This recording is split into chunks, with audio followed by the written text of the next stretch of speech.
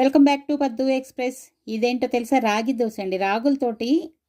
రాగులు జొన్నలతోటి కూడా నేను ఇడ్లీ దోశలు ఎలా చేసుకోవాలో మన వీడియోలు ఉన్నాయి. ఇది కావాలంటే మీరు చూడండి.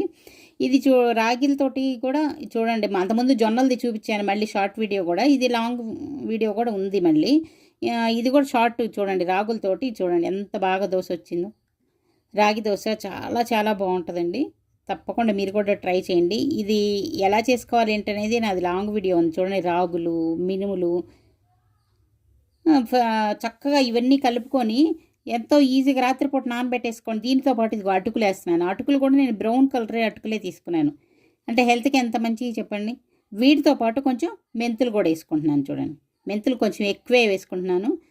మెంతులు ఆరోగ్యానికి మంచిది. అంటే ఇవి క్వాంటిటీ ఎక్కువ ఉన్నాయి, అందుకని అన్ని మెంతులు తీసుకున్నాను. అసలు మామూలుగా మెంత్య దోశనే చేస్తారు, మెంతులు ఎక్కువ చేసి.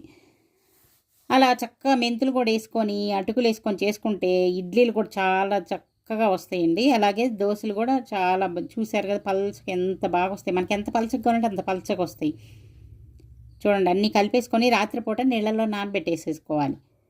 రాత్రి నానబెట్టుకొని పొద్దున్నే వేసుకుంటే ఇంకా ఆ రోజు కొంచెం పులవాలి. లేదంటే పొద్దున్న నానబెట్టుకొని సాయంత్రం మిక్సీకి అదే గ్రైండరో మిక్సీనో వేసేసుకోండి. మరుసటి రోజు ఒకరోజు ఫస్ట్ రోజు ఇడ్లీ వేసుకోండి, తర్వాత రోజు దోశలు వేసుకోండి. ఈ దోశలకు కావాలంటే ఇంకా స్టఫింగ్ కూడా మీరు ఉల్లిపాయలు, పచ్చిమిరపకాయలు, కొత్తిమీర ఏం కావాలన్నా మసాలా దీంతోనే మసాలా దోశ చేసుకోవచ్చండి. చాలా బాగుంటుంది నిజంగా. చాలా చాలా బాగుంటుంది టేస్ట్. తప్పకుండా ఇలా ట్రై చేయండి. చూడండి ఎంత పలచగా వచ్చిందో, అడుగుని పలచగా కనిపిస్తూ ఉంది. చాలా బాగా వచ్చింది కదా. మీరు కూడా తప్పకుండా ఇలా ట్రై చేసి మీ ఆరోగ్యాన్ని కాపాడుకోండి. చక్కగా వైట్ తినకూడదని ఇప్పుడు అందరూ చెప్తున్నారు కదా, ఇలాంటివి చేసుకుంటే మీకు ఆరోగ్యం కూడా చాలా బాగుంటుంది.